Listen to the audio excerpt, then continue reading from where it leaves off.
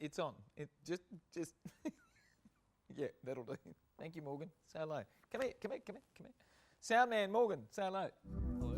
All right, you can go now. Thank you, man. All right. Morgan will be upstairs. If you can't hear anything tonight, you know it's Morgan's fault. All right. Thank you, Morgan. First letter tonight, all the way from Pascoe Vale in Victoria. Here we go. I'm in shock. I glanced at my 11-year-old grandson's phone and was utterly aghast to find that he was accessing pornographic material, happening more and more. Second letter tonight from New South Wales. They told me that Australians are always the same. Oh, we are. We don't change much. We're very, very level people. They keep to themselves or get drunk or both. Really? That's when we're away on holidays. Last letter tonight. I haven't been able to sleep. I haven't the heart to tell my wife. She would be a mess. What's he talking about? Drama coming with 4 of our beautiful panellists coming up right now. Sweet and Sour starts now. Cheers. Got a problem, big or small, would a miracle be nice? Our motley crew is back, churning out advice. You might even laugh a bit in the following half hour. Park your backside on the couch, cause baby, it's time for Sweet and Sour.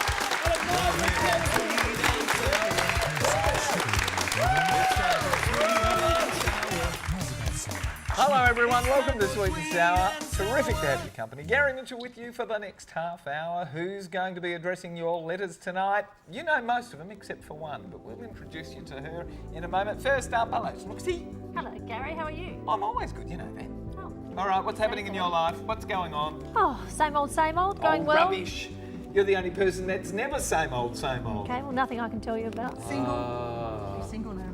How do you know she's single? She told me. She put the hard word on you. Oh, Hello, Gary. Alex. Hello, Gary. How are you, my darling? I'm well, thank you. Oh, that's good. And what's happening in the art world? I'm still at uni, so there's I'm just doing all the assignments at the moment. I got. Do you like being a student again? Yeah, it's really interesting because I'm around a lot of young people, so you get around all that energy, and I'm actually this time around going back to school. I actually listen, and I'm learning lots. Ah, yes. You learn to listen as you get older, Yes, don't you? yeah, Yes. yeah. Hello, my Anita. Hello, thank you for having me back again. Oh, it's always Long a time. wonderful thing to have you on the show. What's happening? Dancing? A little bit, yeah, a little bit of dancing. And there's a few but trips coming up your way too. I'm going to Sydney this weekend. Why? To do bridesmaid duties for my Who's getting best married? friend. My best friend is getting married, but she's getting married here. What's her name? Angela Tannum. Hello, Angela. Congratulations, Angela. What's her beau's name?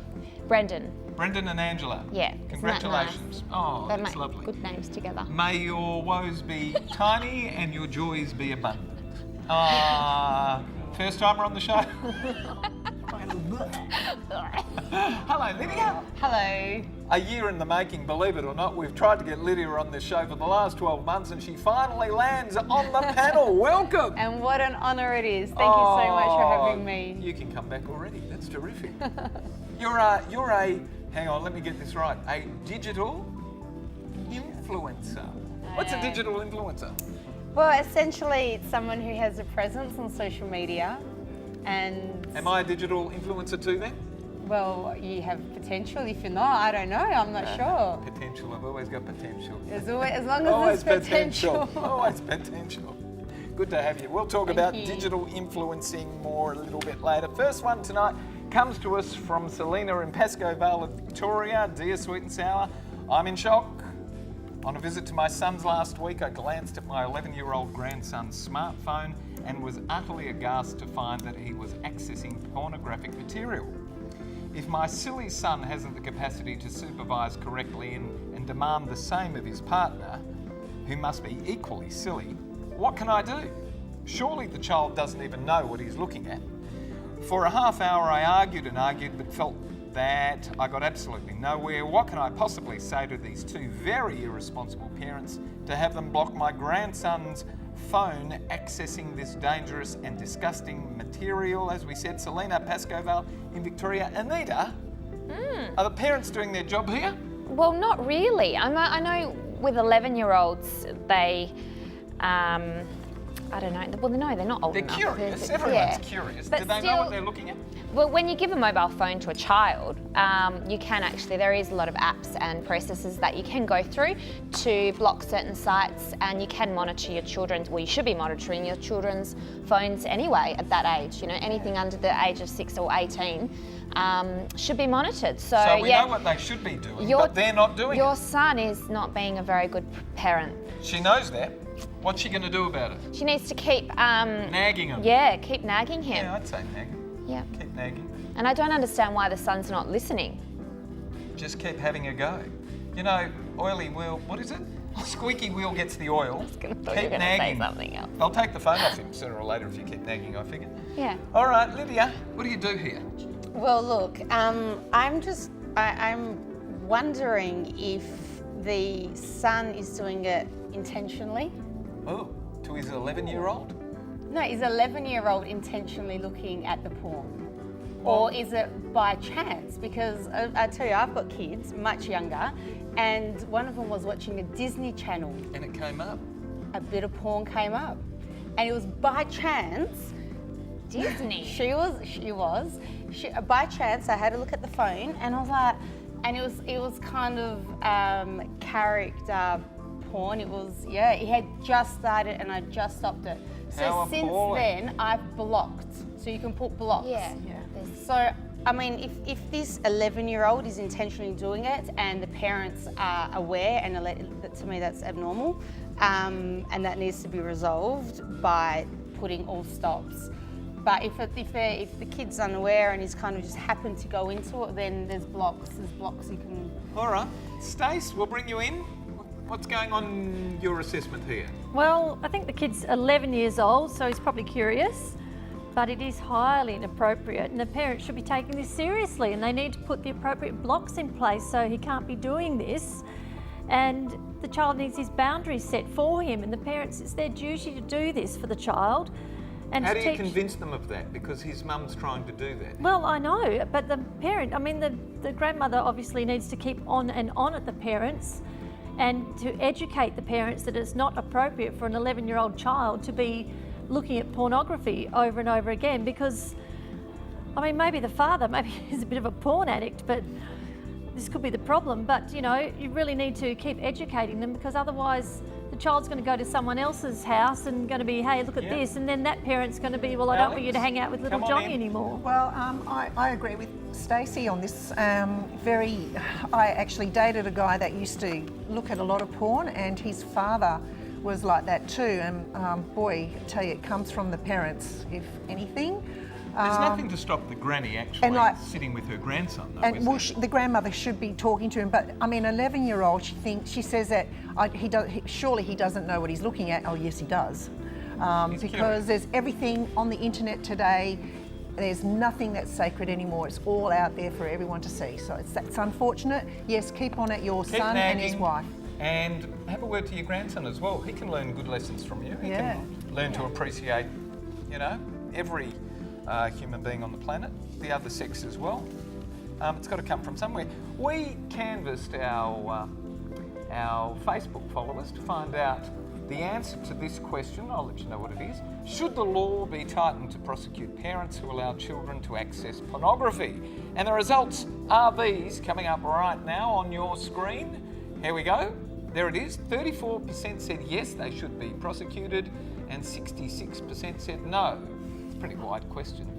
Well, it depends, doesn't it? When we come back, we're going to be talking about socially inclined Aussies or socially disinclined Aussies. What do we like when we go away?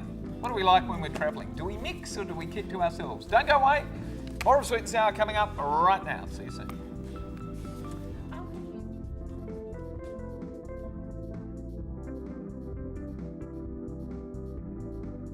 Getting in touch with Sweet and Sour is easy. Just head to sweetandsour.net.au to send us a letter. And while you're there, why not check out our past episodes?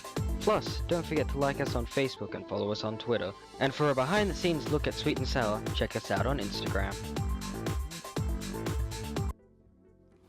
And for all of our letter writers tonight, we're going to send you to the movies courtesy of Natalie Cameron and MRC Communications. And the movie we're sending you to is, what's it called, Alex? Berlin Syndrome. Guess what? Natalie Cameron will be on our show next week. I won't. She's I coming want in. to see what she looks like. Haven't you met Natalie? No, She's you're gorgeous. always saying her name. She often used to come on, and that was before she was a mum. Now she's too busy. So she's, after all these years, and Eloise is coming up to 5. She might even be past 5 now. Well, we're having her mum back on next week. Here we go, letter 2. Dear Mitch and panellists, I recently visited beautiful Venice, and I loved every minute. That was until I bumped into my own people one night, Aussies, in a restaurant that was a favourite of English-speaking people. The restaurant held almost 150 people, and Aussies made up about a third. Many were mingling and chatting amongst the crowd, except for Australians. As I mingled, I tried to introduce some of them to other nationalities, but they all seemed unable or disinterested to try to carry on a conversation with the others. And few got beyond a grunt. I noticed for the first time how insular we are as a people. It was very obvious to others as well. In conversation with some of the Italian waitstaff, they told me that Australians are always the same. They keep to themselves or get drunk or both. Very few, it seems, have capacity to feel comfortable and chat with non-Aussies. We lack the capability, apparently. Why does the panel feel this is the case? Is it possible that isolation has made us uncomfortable with foreigners, or do we simply have an Aussie cultural negative that we just feel comfortable mixing with our own? Catherine of Kensington in New South Wales. Stace. Well, Catherine, I think this is a very big generalisation that you've made, and granted that that may have been your experience, but you can't just say, well, all Aussies are drunks and that's it, and they don't want to mingle, because... Ever been drunk, Stace, on holidays? Never, ever in my whole life. Oh, nice to hear. And as she smiles out of the corner of her Mum, Hello, Mum. that you're watching Hello, this. Nina. Hello, Nina's Jen. watching this. Dad's watching this. I've never been drunk. I don't drink. Never more than 2. I'm going to text them those photos that are never made. And you know, this might have been her experience. Now I'm going to choke. Pardon me. This might have been her experience, but you can't just generalise and say everybody's a drunk and no one wants to mingle. And at the end of the day, it's, you know, their holiday too. So if they don't want to mingle, they don't have to. I mean, Australia's a very multicultural country rather, not company. And we mix with a lot of people from different nationalities all day, every day. So to say that Australians don't mix, I think it's a silly thing to say, to be perfectly honest. Alex, come on in. Look, when I was a flight attendant for 15 years, I travelled quite a bit, and I've been to a lot of Foreign destinations, and I've never had that experience ever, and I've always found that any Australians that I met overseas were all, you know, all happy to mingle and be part of the group and what's going on. I was in Spain, and the Australians there were all having a good time. There was a big World Cup soccer on, so it was all nationalities there, and it was really great. So maybe you were just there on a bad night. Yeah, there's also, look, every nationality is the same. We always default to our comfort zones, and you're actually talking about a situation where you had 50 Aussies, and you Probably know, all just enjoying their own time together. yeah, you know, when you have a rejoicing. smaller group, it's easier to actually branch out. When you've got so many of your own, you know, I think it might have been just your experience. I don't know. What's your experience of Aussies when you're travelling? Well, I recently did all of Europe last year, and what I noticed, we are friendly, except there is, like, for example, Eos, which is more of a younger island in Greece. It was full of Aussies, and even the owners of the clubs were Aussies, and I hated it because I didn't go travelling to experience, I didn't want to go to an Australian bar or restaurant or club. I wanted to eat the authentic Greek food and listen to their music, and it was, yeah, well, it was in Croatia. I fell in love with Croatia. I fell in love with the people, and what I loved the best was they were so welcoming. I actually got to go to a traditional Croatian hens night, and they had the traditional music, the food, and it was incredible, just mixing with that authentic culture. They have real hens too. And they did, actually they did, the little they did. Okay. The chickens. Last word, Lidia.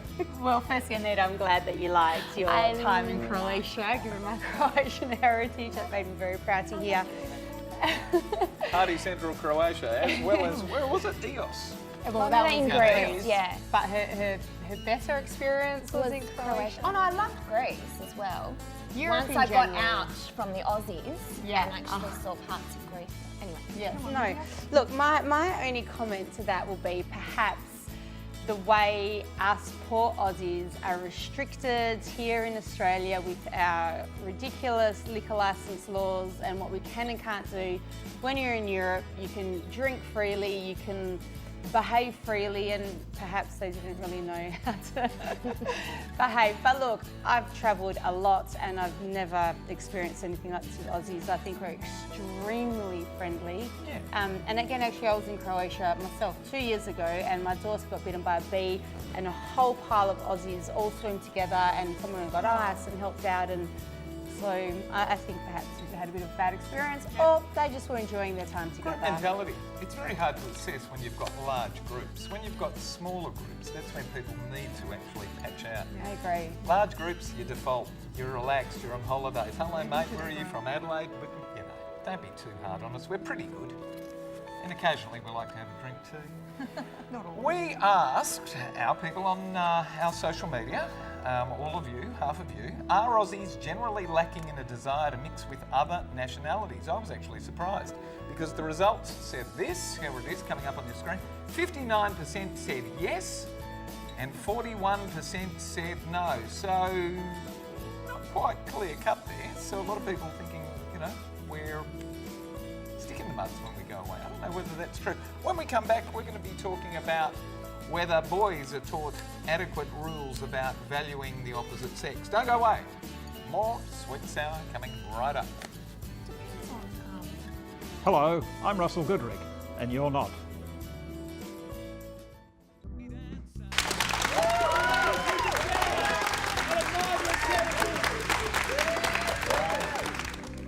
Back to Sweet and Sour. Here we go. Dear panellists, I'm ashamed of myself. I thought I instilled good values into my boys, especially when it came to how to treat women. It turns out, however, that my youngest, who is aged 21, has huge issues respecting women. He has a sex challenge amongst his mates to see how many women he can sleep with in 1 year. Awful. I only found out about it because his older brother and he was skiting about it, talking tactics. I then found out that my oldest son, who's 23, was the one who suggested it, and that he, with his mates, is in a similar disgustingly primitive pursuit to see who among his mates could do similar with the ugliest female. This is awful. I haven't been able to sleep. I haven't had the heart to tell my wife.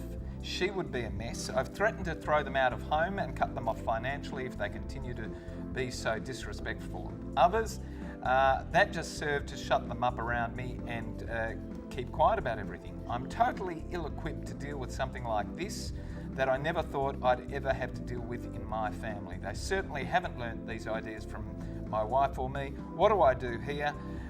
Now I know what it's like to be the parent of a drug user. It's simply not something they're exposed to at home. What have we done that's produced these outcomes that are so wrong? And it comes to us from Claude of Swanbourne in WA. Alex. Oh, Claude, you know, unfortunately with today's youth culture and the internet and just the way that young people discuss things, there's no mystery anymore, and it's really sad to see that men are boys are disrespecting women at that young an age. But I think I spoke to you about this one, Gary. What was it I said? Remember we were talking about this? You've forgotten, have you? Yeah, I have now. All right. Well, but I mean, like, there's nothing really, Claude. I mean, you need to sit down with your son and you need to actually discuss with him about respecting women, because it's not a nice thing to do. Plus, he could get a disease, you know, and it's just something you need to really discuss quite openly with him. It's just wrong. It's just wrong. Agree, Stace? Just keep telling them it is wrong. That's the first thing you do. Then you send them off to go and join a women's refuge as a volunteer. This is just wrong, okay? You can't have this being reinforced. Tell your wife. Tell your wife, because your kids will really shrink knowing that their mum knows. This is appalling, and it's happening in a lot of places. I hear about it. Sorry, Stace, go on. Well, what I was going to say is you have every right to be disgusted, Claude, because your children are pigs. And I would, as Gary said, my first thing I'd do would be to tell your wife, because she'll be disgusted, and let them see how disgusted your wife is, because she'll be ashamed of them. See how it affects people, see how it affects women like their mother. And because poor behaviour does have consequences, and while they think it's a big laugh with the lads, it's not a big laugh. It hurts people, it hurts their feelings. It's not smart, it's not funny, it's not clever. It doesn't make them a stud or a legend. It makes them a disgusting kind of guy that you wouldn't want to go near ever. And if I was you, like I said, tell their mother first, sit them down and you let them see how it affects people. And they won't think that's funny because their mother will think they're disgusting. And tell them it's primitive. Tell them it's dumb. It was the ugliest woman. I actually knew a footballer who their game was to go out and find who the ugliest woman was, and then they'd win the night. And he ended up marrying her. He met the ugliest woman that night and he's married and he's got children, he's all happy, see? Yeah, well, they used to call a guy Lydia. someone new called the dog catcher because he used to get ugly women. They called him the dog catcher. It's not funny. Claude, you said that you're ill-equipped to deal with this, or unfortunately you can't be ill-equipped. You've just got to deal with it. Just got to deal with it. Step up, be a man. Leader, set an example, but also as fellow panellists here have said, tell your wife, get your wife to talk to the kids about it. It's something that shouldn't be hidden. But you need to communicate. You need to embarrass them, you've got to teach them, and you've got to encourage them in the right way. Before we ask Anita to sum it up for us, we actually asked this question on social media. Are a child's friends more influential than their parents today? And here are the results to that question. There you go. Wow. Yeah. That is That's pretty convincing. Wow. Anita, So last word on this one? In that case, then it needs to really be stressed and pushed in schools. From primary school, on the respect for both, not only for women but also for men as well, because it does work the other way around as well. Especially with social media and Snapchat and Tinder and stuff, it's just so easily accessible where children need to be educated from an early age to respect themselves, their bodies and each other. Never, ever, ever too late, even though they're 20 whatever, they're 21 and 23. Hey, they're members of society. And society deems them to be adults. And then no wonder there's so many broken marriages, you know, like these boys will grow up, get married and they won't have respect for their partner. If you want to save your kids' relationships in future, get them to grow up now. They're still young. Remember, they say a male's brain is still developing up until the age of about 27. So you've got time. Hop in now. Do you like this letter or another letter to give away the pair of limited edition sunnies, courtesy of Alon Treves? Which one do you like? Number one. Number one? Number one. I like Although that. I did like that one too. Actually, changing my mind. I like that letter too. You like that letter? Which one do you like? I like the third one actually me now. too. I'm You changing like, my mind. okay, well, coming out to Claude of Swanbourne in WA, a pair of limited edition sunnies, courtesy of Alon Treves and Aussie Opticals. Thank you, Alon. You should get Alon on the show one night. We've got to go. Stace, you've got house painting to do, you were telling me earlier. Oh, house renovation things to do. Good time to be doing them. Yeah, Winter, not too hot. not too cold. Perfect. Just right. right. Alex, Yes, you've Gary. got more artwork to do for us, Yes, yes? I've got art, printmaking, photography and writing another essay. Ooh, Great. oh, the joys of being a student. You've got all these trips to be had. Yes, I won't see you for a little bit, Oh. but I'll tell you all about it when we Will you send me for a big bit? See you later. See you for a big bit. I'll save a big bit for you. Lydia, Yes. I've thoroughly enjoyed having you on the program. Thank you so much. You enjoyed it? Thoroughly enjoyed being on it. Hey, Lydia will be back. Thank all of our wonderful panellists. Thank our terrific crew, and thanks for having us at home tonight, Australia. Good night, everyone. Bye bye. See you next week. Who's on next week? You on next week?